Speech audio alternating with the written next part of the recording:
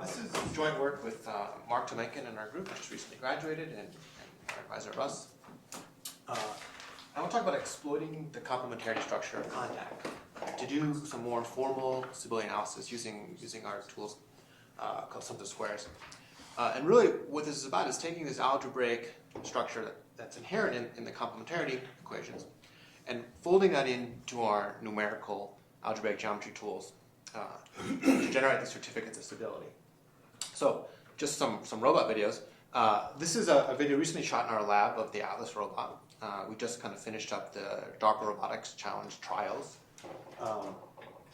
Just to kind of illustrate the sort of problems we're looking at in our lab and like some things we like to address. So this is the robot kind of very slowly walking up to this drill. It's going to reach out, it's going to grab it. And we'd like to be able to say something concrete about these sorts of trajectories, these sorts of plans. Yeah. I'm going to ask him to make it darker so we can see your video better. And feel free to jump out the questions, whatever. The front lights are the problem. The slider over on the wall there must be. That's it. Okay. So for the sorts of problems we're interested in, we have to deal with these issues of contact on a regular basis, whether it's walking, whether it's reaching out and grasping the drill. And really the tools for this aren't great so far. I mean, we've got some great simulation tools thanks to people in the audience, as well as some kind of recent work on doing optimal control or trajectory design through contact. But in terms of being able to say that, yes, this task is going to succeed, and I can provide you a certificate of that, that sort of thing is limited. Okay? And most work so far really kind of takes us from the hybrid model approach. So as the robot reaches out, and this is a kind of standard robotic grasping approach, we reach out, and then we grasp, and these are two wholly different things, and we really have no idea what's going on during the grasp, other than we told the hand to close and maybe try to achieve some sort of force closure. But these are kind of separated tasks out. And then, let's see. Just some more videos. These are all sped up and kind of chopped down by the sort of tasks that we're looking at through the robotics challenge, moving debris, drilling the wall again, turning some valves, and so on. So kind of very contact-heavy sorts of tasks that we're dealing with. Okay. All of them that finish up. Throughout the challenge that just finished up, I mean, most of the robots really were moving slowly. They're moving kind of cautiously under teleoperation. We'd like to be able to provide them with more autonomy, and part of that is being able to generate plans on the fly that we can kind of provide some sort of guarantee of. So really the goal ultimately is to take these complex interactions with the world, design controllers, design trajectories, and then provide some guarantee of performance. And the tool kind of we like to use here is that we kind of believe in this rigorous approach. That if we want to send these robots out into the real world, that providing these formal guarantees can be very powerful. In particular, what I want to talk about today is providing a guarantee of stability. So for a linear system, stability is very easy. It's an eigenvalue problem, and a lot of you probably already know this. But for nonlinear systems, a Lyapunov function provides some sort of captures the stability properties of a system. So you have an n-dimensional system. We're going to map its stability properties onto this real value function. And if we can show that this function is always decreasing and always positive, then we provided a guarantee of stability. Right? So the challenge here, of course, and these things have been long understood, is that how do we find this Lyapunov function? And then once we've found it, how do we actually check these conditions? And if you look here, I mean, these are simply questions of positivity, right? So is V positive and is V dot negative? Now, if we restrict ourselves even to polynomials, right, this is an NP hard question. It's hard to answer. But from convex optimization, there comes a very nice relaxation. So we can replace this with a sufficient condition that it be a sum of other polynomials squared. Clearly, that's sufficient for non-negativity. And like I said, this is a convex constraint. So we can think of searching for some positive semi-definite matrix Q, and I've picked a monomial basis M. So we find this PSD matrix subject to this equation down here, which is actually just a set of linear equations in terms of the values of Q. Right. For univariate polynomials, these are equivalent. It turns out for higher dimensional polynomials of higher degree, there is some sort of gap between positive polynomials and SOS, sums of squares polynomials. But in practice, this is a very useful relaxation. So one other thing, when we have robots, we don't have global stability. So a very common approach would be, let's look at regional stability. Particularly here, let's take some row sublevel set of our Lyapunov function v, and if we can verify that v dot is decreasing on this set, then we provided a regional guarantee. And I bring this up because these sorts of techniques will be very important when we start thinking about contact and friction. Okay? So that question before, the regional stability, is positivity over some basic semi-algebraic set. I have some equations and inequalities which are going to define my set of interests, and I want to prove that this polynomial is positive. Well, there's a sufficient condition here that we've looked for some multiplier polynomials. These, think of them like Lagrange multipliers. Now, if you look at this mess down here, if I take any x in A, well, this term over here is going to vanish because h is 0. And this term here is going to be non-positive because g will be non-positive and s will be positive, right? Because we're guaranteeing that these are sums of squares. So for any x in A, I provided some certificate here that my polynomial p of interest is going to be non-negative. And this is the sort of problem we can ask a semi-definite program to solve. So search for these multipliers to provide us with this certificate. Okay, it's a numerical tool. Quick one-dimensional example here. So if we have some cubic dynamics, this is the phase plot here of the system. You can look at this, you see there's a stable equilibrium at the origin, and there's two unstable equilibria at 1 and -1. So the real region of attraction is this one shaded in blue here. Now I'll pick a Lyapunov function, x squared. This is the thing, again, something you would ask your numerical tool to find. We can see that this is v dot is this quartic here. And if you look at that, it's non-positive over this interval -1 to 1. And then our certificate using that S procedure in the previous slide would be to look for some multiplier, calling it here sigma, that's sums of squares, that shows that the v dot, negative v dot plus sigma plus times our multiplier, that's kind of restricting our interest to this blue region, that'll all be sums of squares together. And so I've picked 2x to the fourth here, and we can find some decomposition, and in the end, that whole thing comes down to x cubed minus 1 squared. Okay. Any questions on sauce? I'd love to see people ask questions here. I would love to ask questions, but I believe it would take you an hour to answer them. You can try. I mean, it sounds... Well, this just is too fast for me, so I can't follow it. So I'm just looking at it in a detached way, but that's just me. So maybe I'll ask a basic question. So a lot for the non-smooth dynamics, the Lyapunov function is going to be, well, first of all, it's not even clear that the Lyapunov function is differentiable. So okay. Probably best So piecewise. for now, I'm sticking with the continuous world, and we're going to get to the discontinuous case in a second.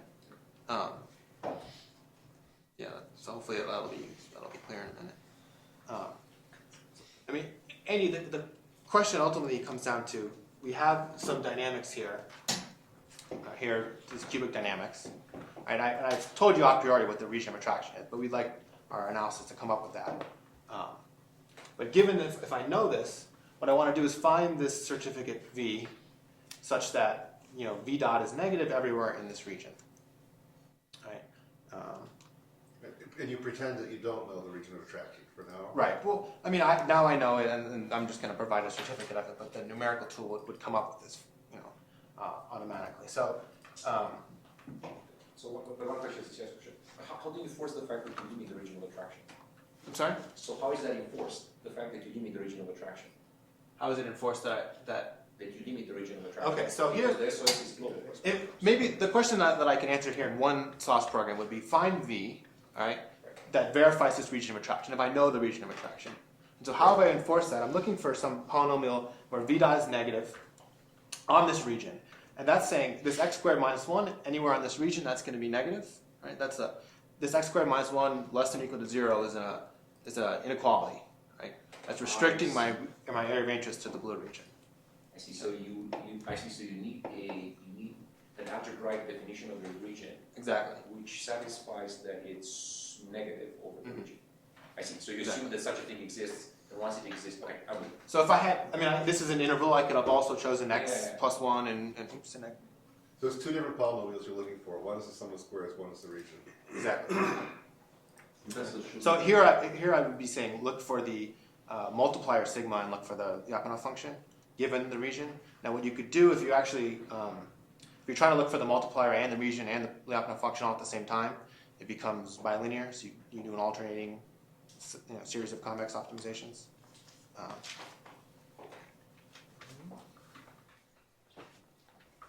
To make a little more sense. So when it comes down to the contact case, I think the standard approach so far has been a hybrid model.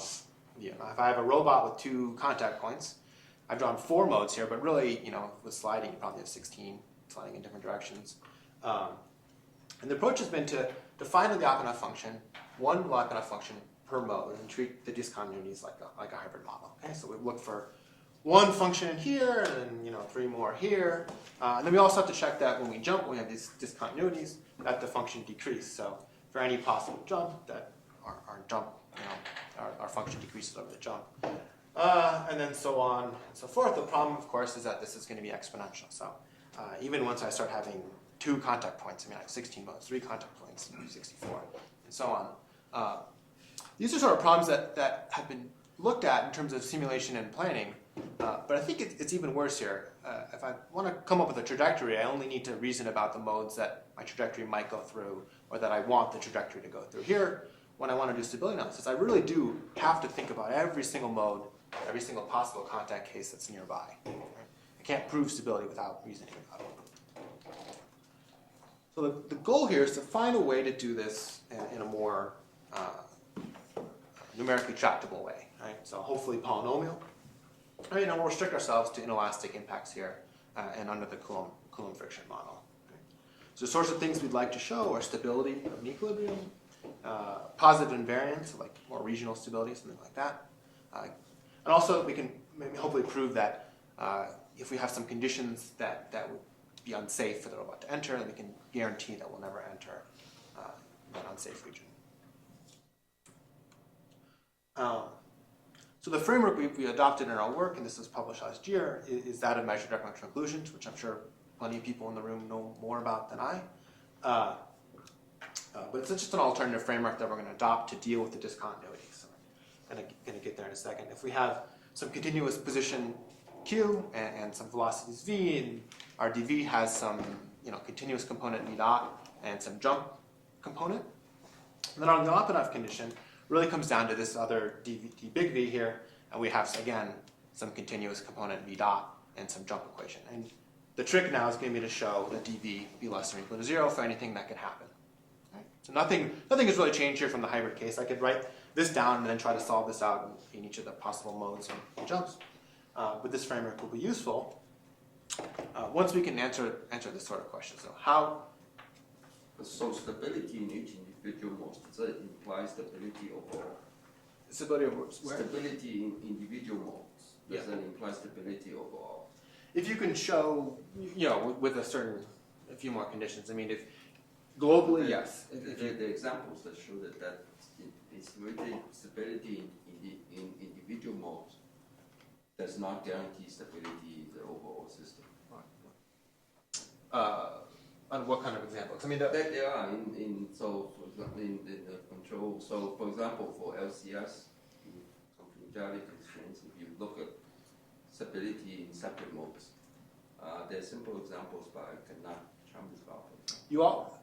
Is that true if you also guarantee that when you transition between modes that you have okay. So that's a different thing. So if you include that, then maybe you can guarantee stability overall. Right. So in the hybrid case, that would be equivalent to showing that v decrease on the jumps, and that's the same sort of thing that we're going to do here. Is that when you do have the transitions or the impacts, or however you want to call them, I see. So there's an extra transition condition. Exactly.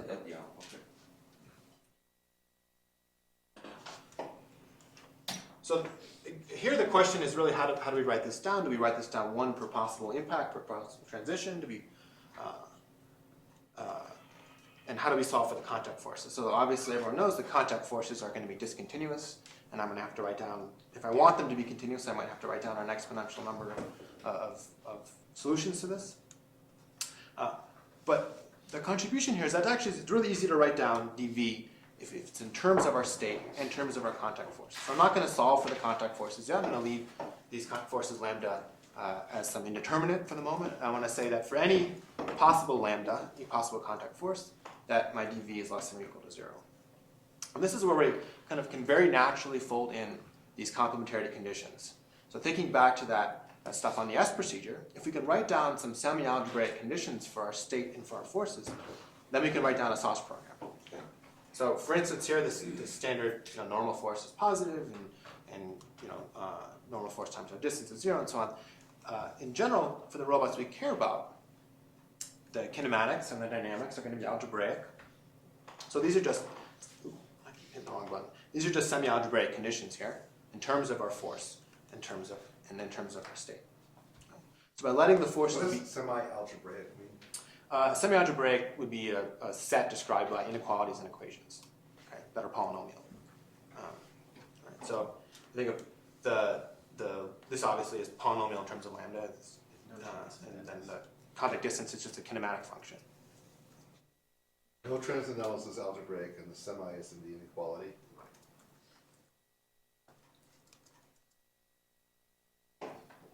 So the sort of thing we can write down is this mess of equations here, which we don't really have to look at, but we're going to try to guarantee that dv be less than or equal to 0. And here we have just v dot. These are the manipulator equations, our mass matrix, our centrifugal forces. And then we also have our jump condition here, which is saying that for any force, frictional and tangential, normal and tangential, that v decreased through that jump. And then we restrict ourselves via that S procedure to this set here that describes the forces and the states that are going to call admissible. So this is just the complementarity condition of the last one. Then we could throw in some more conditions that say the forces have to be dissipative, for instance, and we also have to obey Coulomb friction. So taken together, this set of, again, polynomial equations and inequalities is going to describe, what's an admissible lambda, what's an admissible q and v. Okay, and then if we can verify that this Is the dissipation independent of the friction law, or is it a constant? is it independent of the friction law? So this It's just cool. I mean, usually people think Coulomb friction implies dissipation. You don't have dissipation, or you use positive dissipation to say the coefficient of friction, say, can't be negative. So we were interested in kind of describing Coulomb friction here and getting a kind of succinct algebraic description of it. I think I'm saying, does the dissipation inequality add information? It's relating the directions of the velocities to the directions of the friction, the normal and tangential friction forces. Just making sure that they're. So there's a way of enforcing the directionality of the yes, slip? exactly. It's an indirect way of giving the directionality. Right. So we can implicitly write down these equations that enforce the directionality. So But positive dissipation isn't enough to give you the direction. It only gives you the cone of directions. Right. If you maximize dissipation, you'll get the precise direction. But you're not maximizing. So we're not explicitly maximizing, but for Coulomb friction, this is the kind of equation here that's going to restrict that. So if we have non-zero slip, then the tangential force has to line the edge of the friction cone. Yeah. But the direction is not given. The direction is enforced by one of these guys up here, which is going to say that the tangential force opposes the But it motion. opposes within 90 degrees. I've broken the friction force into the tangential and the normal components, so both of them have to oppose the. This is written as 2D, but it's extensible. There's still something missing here. This will be sufficient to show that we're getting a decrease in our Lyapunov function. Okay, and if you've got a more precise formulation for the contact forces, throw it in there.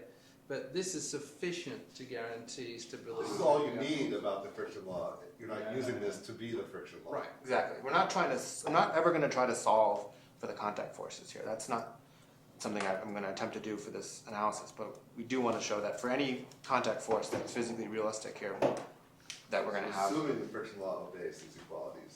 Right. So even if friction isn't as dissipative as it could be, you still have the result. But I think this, at least in the 2D case, and I think the 3D case as well, this will, end up equivalent to the Coulomb friction law. No, it's not equivalent. It's less information. It's It'll not be relaxed, complete. right? This should be the Coulomb friction law. No, it's not, it's less complete. In 3D, Yeah. saying that you have, that knowing the friction force from the normal force and knowing that it's dissipative, still leaves you 180 degrees direction Okay, in the so- plane. So And it's not this is written out for specified 2D, but in 3D, you can, there's a very easy extension in 3D. Add a couple more equations to, once you've broken the tangential force into two components. I We mean, can talk about that later, but Yeah, it's really not There hard are to some extend this in 3D. equations you can have. so this is not 3D to force You it. can write Cauchy-Schwarz, right? You can write the dn transpose v is minus dn transpose v. That's also algebraic. That's what you see. And Yeah, this is 3D. exactly. to You get can write it Cauchy-Schwarz right. and But what I'm not, so is this a standard result that if there exists a V satisfying all these conditions, then the system is stable? With the discontinuity condition, is that theorem somewhere? So the theorems that we found from Lyapunov and from others are that if you can show that dV is less than or equal to 0 with some other, like locally bounded variation type constraints, that you'll have stability. But And this is the way of showing that dV is less than But or that equal to V may not be polynomial, may not be piecewise polynomial. There's no guarantee. There's no proof of existence of a Lyapunov function. That's something that's Right, very hard right, to do. but if it exists, so it may not be piecewise polynomial, right? May be some weird function. We're only going to find it if there's a single, Okay. Lyapunov function that's polynomial. Is that a new result, classical result? Yeah, I don't know, so I'm asking. I mean, the fact that the existence of a function guarantees stability. For this kind of piecewise, for this kind of non-smooth mechanics, Mhm. is that the standard result? Is it a known for a long time result? Old result? You're asking me? Oh, ask anyone. I think someone out here probably knows better than I, but What? What he's doing is looking for sufficient conditions to show stability, not necessary conditions. Okay, I see. Okay, so if there exists such a V, then the system is stable, and we try to find such a V if it exists. yes. Okay, okay, So the other way around is Okay. much more difficult okay, then it's fine. and tractable. Okay.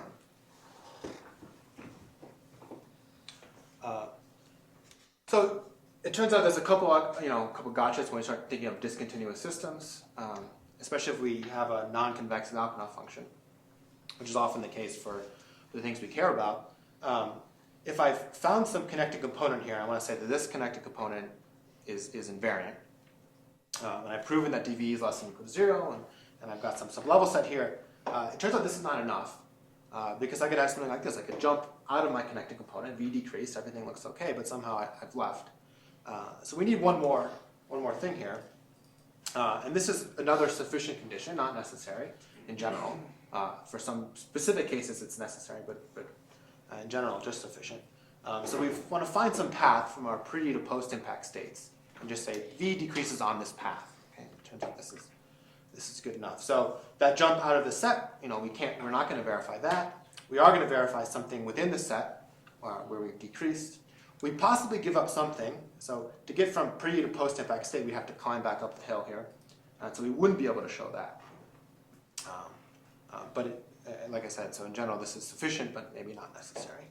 But this is something that fits, we can write down into our sauce condition and fits kind of very naturally in with our friction description. So a couple examples. This is a rimless wheel here, kind of a standard walking robot model, but right now I'm just going to think about settling to rest on the 2 feet here. So let's think of the 2 contact points. It's a pretty interesting system. It exhibits Zeno as it rocks back and forth. Here you can see a trajectory that transitions from no contact to sliding to double and single support and back. And what we can do here is verify that, one, this equilibrium is stable, but also find some kind of positively invariant region around that equilibrium. So good question. Do you model a restitution in any way? It's inelastic. Really inelastic. So I think there are some extensions, energy-like extensions, to deal with elastic impacts, but that's not something we've really too careful. So to take a slice of the state space, we set all the velocities to 0, and we'll look at just the angle and the height of the rimless wheel. The red region here is something that's inadmissible. That's where one or both of the contact feet would be penetrating the ground. and then I'll highlight this as the equilibrium we care about down here, and that there's actually unstable equilibrium up here with our robot's on one foot and about to tip over. So anything outside of these unstable equilibrium is going to be outside of the true region of attraction. So in the area we verify is this blue one, so we get fairly tight up to something that we know is on the boundary. The true ROA here actually is unbounded. If I could take that Rimless wheel up to infinitely high up and drop it, inelastic assumption, it would fall and be okay. But we're able to find something that's significant and relevant to us in terms of doing control design, hopefully, or planning. One other thing you might ask is that energy for these passive systems actually is a Lyapunov function. And so how would we do if we just picked energy and said, what's the largest sublevel set of energy that I can find? And that, in this case, would be this flat line across here at constant height. So we can find something, at least in this case, that is noticeably larger than energy. The other example is based off this glider. So we have, this is work done by Alexei Despians and others at Stanford. They're throwing a glider at a wall and it's going to perch. And the question we're trying to answer here is, right after it hits the wall, is it going to fall off the wall? Is it going to damage itself? What are the safe initial conditions for which it can hit the wall? This is Elena Glassman and our group did a previous work on this. So we've extended that to deal with the contact now. This is a simple model that we've fixed the feet of the plane to the wall, and we have a possible contact point between the tail. We want to say, one, does some force limit at the feet exceeded, or does the torso hit the wall, or fuselage of the plane hit the wall? Both of those are failure modes. So let's find some safe set of initial conditions. We can plug that into our algorithm, and again, this is a slice 2D of a 4D state space. So the region we can verify here is in the blue. It's tight to the unsafe region, so there's one of the failure modes comes in up here. So we can grow the blue region to its right at the boundary. Again, the red here is where the tail will be penetrating the wall. In this case, it's just a hyperplane. To answer that energy question from before, if we chose energy, we would have gotten this green curve. So noticeably smaller, at least in this slice. Clearly, the green must intersect the unsafe region somewhere, otherwise it wouldn't have been maximal. But our algorithm is finding a useful Lyapunov candidate and demonstrating that some region that we do care about is going to be in this case verified. I mentioned the scaling question before, so just to return to that briefly. The key thing we notice here is that it turns out that contact conditions and constraints are separable. So it's actually equivalent to just write that v dot in the air be less than 0, and dv be less than 0 for each contact. So we can think of each contact individually. And this simply comes from the fact that we've chosen v to be continuous, our Lyapunov function is continuous, and our guard functions for the systems we care about are also going to be continuous. So when it comes down to calculating the size of the semi-definite program, we actually only grow up quadratically in the number of contact points. Now SDPs can be solved to precision in polynomial time. It's a fairly new kind of area of convex optimization, so the solvers are still maturing.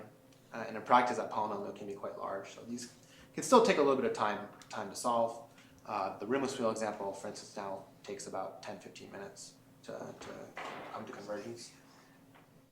But we have a framework here that hopefully will scale. I mean, it's polynomial. We've kind of dodged that exponential SDP? semi-definite program. It's the convex optimization that does sums of squares. It's optimizing over some linear objective function, linear constraints, and these semi-definite constraints as well.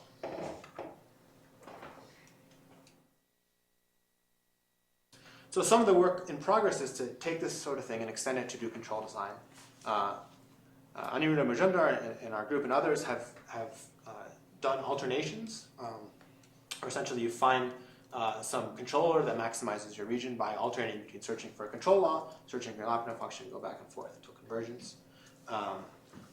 There's been some kind of numerical issues in extending that to these sorts of larger problems with contact.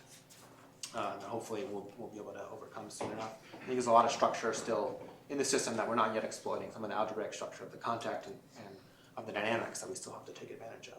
But the sort of thing we could hope to do is biped with the torso and find some control law there.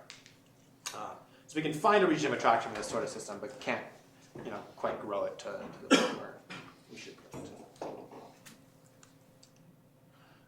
So what we've done is we've taken this algebraic structure that comes from complementarity, and it kind of fits very naturally into with these sums of squares sorts of approaches. Okay? I think they mesh quite nicely. It's a framework that can extend to higher dimensional systems, and we're pushing that. Like I mentioned, there's some numerical conditioning that still is a problem, but I think as the solvers mature and as we learn more about some of the structure and take advantage of it, that'll only get better. So hopefully that was kind of clear. We actually have a little bit. We actually have some time built in for questions, so if folks want to ask.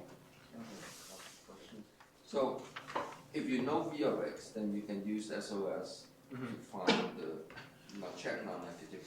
You can also use sauce to search for the Lyapunov function. That's What do you use? You can use sums of squares. So as a semi-definite program, you can actually Right. search for the function as well. But if the function is not polynomial, can you still do that? No, we're restricted to looking for polynomial So functions. you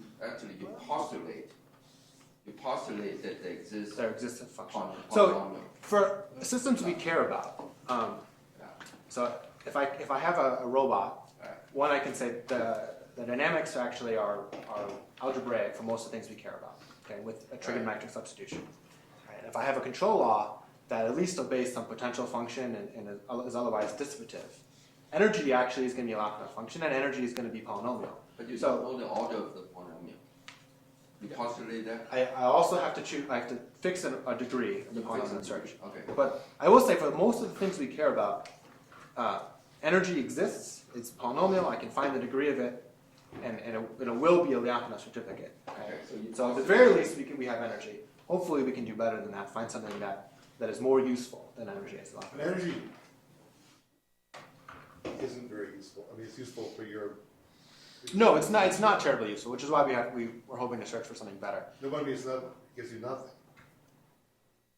It's still non-trivial question, finding a sublevel set of energy that will be attractive to some equilibrium you care about. I mean, I think we want to answer something more than that, but I don't think it's quite that easy. I mean, some problems aren't at energy minima. When the fixed point you're looking for is not an energy minimum, Is it going to be a fixed point then with the control? I mean, because you've got a control system sure, but in it too. all right. So if my control law is polynomial, I can think of obeying some potential function and put that into my energy as well, right? Control laws don't have potential functions necessarily. Not all of it. It's true. I mean, it's true, right? But if the question is, does there exist a function? I mean, you can't answer that definitively, right? Does there exist a polynomial Lyapunov function? That's not a question you can answer. But I'm just saying, for things we do care about, energy will work. But can I ask a question? This is more on the robot side than the contact side, but does this work for like stability periodic motions as opposed to stability of fixed points?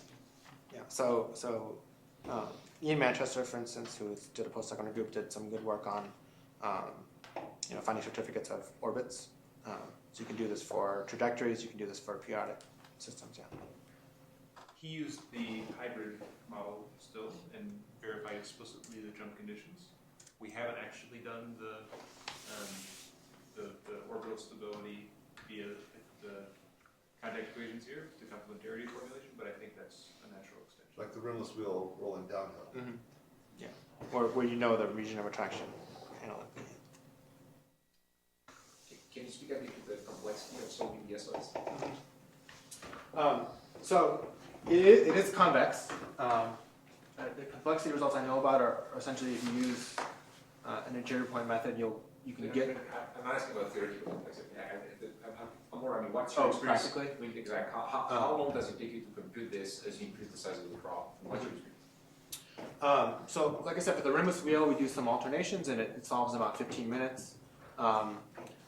If I increase the state space by 1 to the guy in the previous slide, that takes about 10 minutes per alternation instead of 30 seconds. So the rimless wheel is about 30 seconds, times 20. 30 seconds per So you said alternation. if you increase the state space by 1, it's so that it's exponential in the size of the state space. It depends. So it's if the degree of the system is fixed. So I can grow the state space, but the dynamics don't become any more complicated. Then it's polynomial. If the state space is growing and the complexity of the dynamics are growing at the same time, then just by naturally it's going to become exponential. But if I fix either one of those, so the degree is. So what is the largest state space? I'm sorry. What is the largest state space you solve? I mean, For continuous systems, people in our group have done 6 DOF, so 12 state systems. Well, more recently we did the 60, I mean, with a slightly different relaxation, we're doing quadratic Lyapunov functions, and 68 was the biggest number. That's Atlas, the robot, big humanoid robot.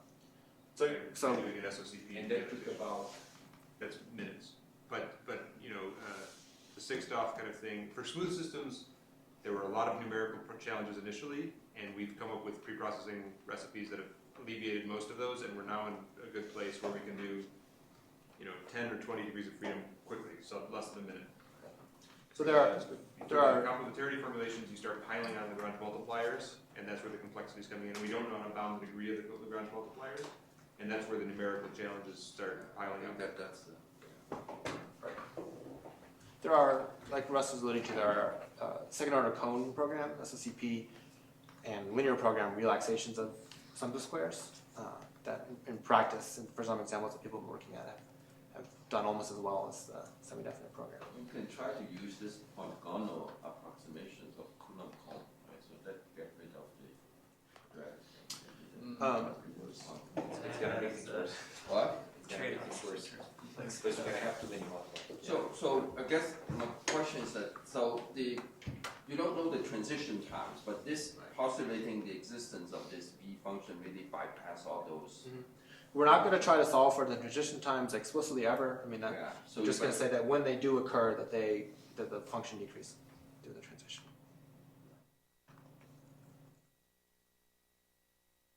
But I think the point is that you also have the stability region to play with, right? So to some extent you're willing to trade how complex the solution is versus how large the stability region are defined. Right.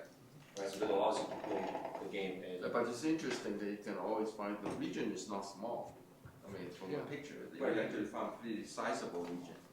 And yet all the transition things are totally ignored, and yet you still be able to find. Yeah, the reason we find it significant. Now, if I were to take this and do, kind of very carefully with problem knowledge, specific knowledge, I could probably do better than this. But in terms of a turn the crank sort of approach to defining something around the context surface, which is really what we care about here. If I'm sufficiently far enough away from the context surface, I can just do continuous programming. Around those surfaces, that's what. But on the other hand, it's not that surprising. You have friction is dissipative, right? So you imagine that it'd be kind of interesting to see what happens if you have a system which doesn't quite dissipate energy.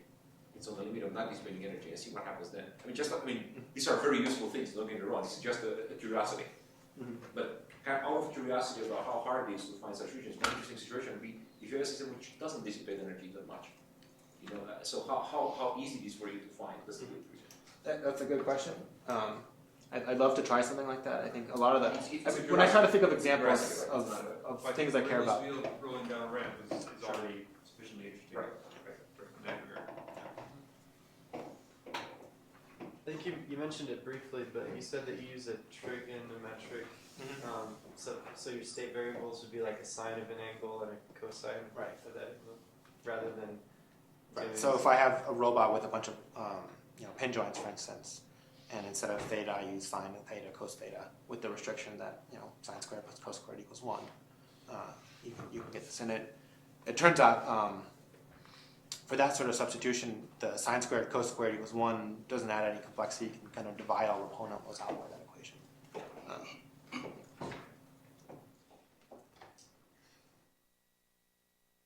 Any other questions?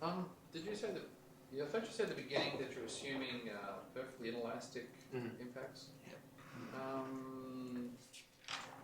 It seems to me from the overall framework what you're using that you can still deal with set it up as a semi-algebraic set for describing for a given coefficient of restitution.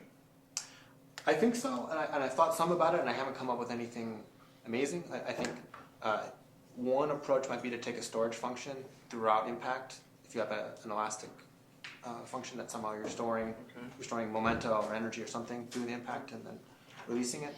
But it's, I mean, if I were going to go and solve for post-impact states as a function of pre-impact states, you could definitely do that.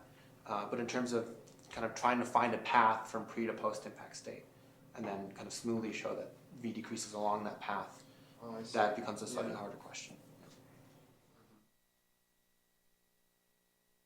But that's something we'd love to talk about. Yeah. If you guys have ideas, that'd be great.